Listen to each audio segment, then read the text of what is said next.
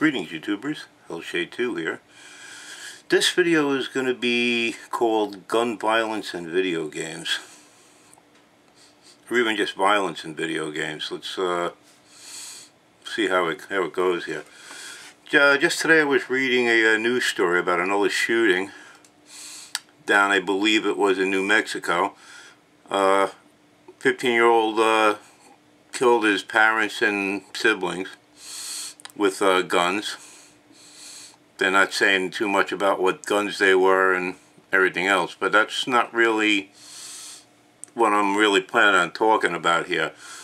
I'm planning on talking more about what all the people have been, you've been hearing it on the news, you've been hearing it on the radio, you've been hearing it all over, from all these people that say it's the violence in video games and violence in movies that are causing these episodes. And I don't believe that's true. Okay, it is true to a point, and I'll explain what I mean by that in a minute. But look at it this way, okay?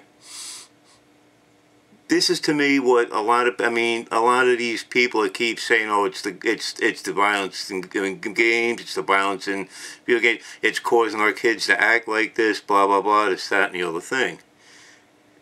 And I have to say that these people have their own agenda when they're saying things like this. Okay?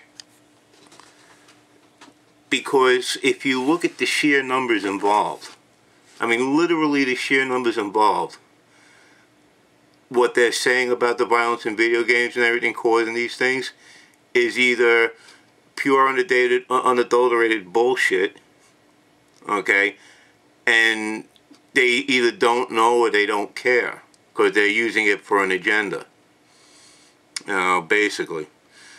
Now, I was just checking the local population of just the United States. I went, look for the census data, and there's currently about 311 million people living in the United States right now. Now just think of that number, 311 million. Okay? Now, take that number and just think about how many of those people watch violent movies and play violent video games. Let's just say, off the top of my head, let's just say it's only half that. Let's say it's 150 million. I mean, I don't know what the actual number would be. I don't know if anybody's ever broken it down, so I didn't bother searching for it. But let's say 150 million. So you're saying out of 150 million people, we see a handful of incidences like these, like the Sandy Hook, these home shootings.